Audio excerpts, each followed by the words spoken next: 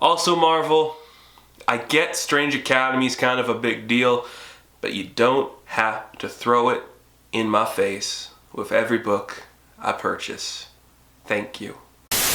You guys want to know who I think is a very underrated character, somebody who never gets his due, and is single-handedly a founding member of the Avengers? Well, not this incarnation, but the title is Antman. This guy can't catch a break when it comes to ongoings, so we're just like, let's stop doing ongoings, and we're just gonna give him some miniseries, which that's the best. Now, I am a fan of Scott Lang, I'm a fan of Antman, and I would read an ongoing of Scott Lang as Antman whenever, because he's one of those characters I love. He is the literal definition of an underdog who just keeps having to pick himself up and dusting himself off and just getting back into the game because he never catches a break, and I love that about the character.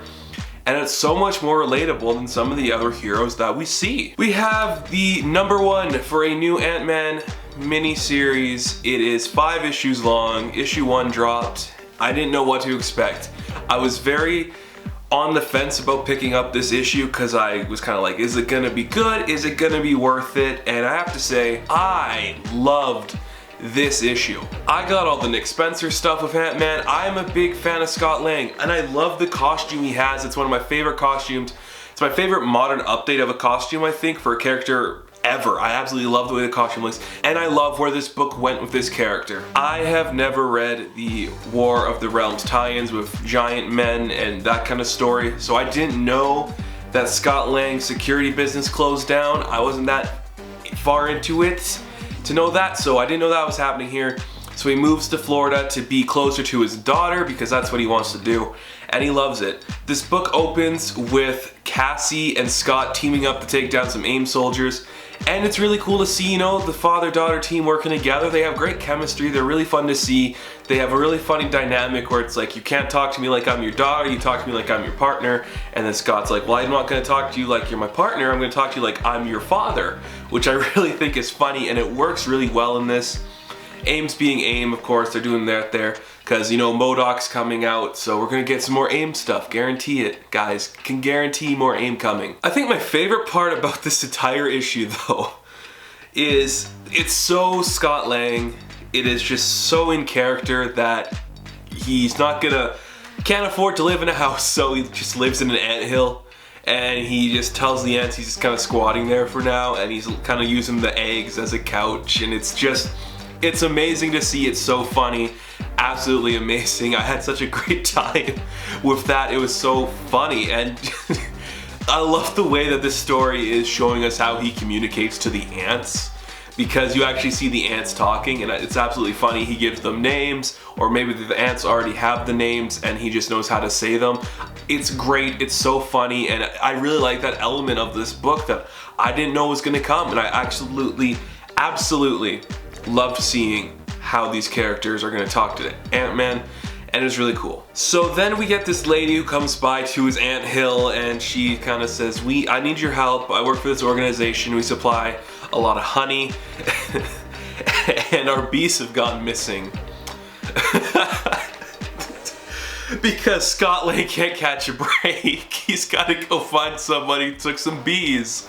So he goes there, and I like this, that he can change the frequency on his antennae and actually talk to other insects. So he talks to the single bee and asks this bee if you could take me to find your brothers, and we do that. I did not know where this book was gonna go. I want to make that perfectly clear. I did not know where this book was gonna go, so I didn't know what to expect. And then, so he goes to find these bees, and we get Swarm. You guys know Swarm? He's such a stupid character. He's a bunch of bees. I hate it. I hate it so much. So that these bees don't want to be part of Swarm. So they team up with Ant-Man and turn into an ant suit. They turn into a bee suit for Scott to wear to beat up Swarm. It makes sense. I hate how much I like how this makes sense, because it's what you do with a character like this. Yes, thank you. Then we find out that Swarm is like, no, I'm trying to stop these other guys, and we get a reveal of a bunch of other insect villains. Thank you. There's like Vespa and Thread and Tusk, and there's like a beetle and a hornet and like a worm, I think. You got me. You absolutely 195% got me to read this book. I'm getting the whole mini-series because he's fighting other insect villains that aren't Yellow Jacket. This is what I want. This is what we need. It's so stupid. I'm so on board with this. I love this book. The artwork inside is just so retro and classic feeling. It looks great. The dialogue is on point. We see insects talking to Scott, which I really love to see. And it just has a really fun feel to it. It's just one of those books I know I'm gonna enjoy reading, and I want to get every issue of right away, because I don't know, something about this, it just hit me the way I needed this book too, so I loved it. Thank you for watching my review of Ant-Man issue 1.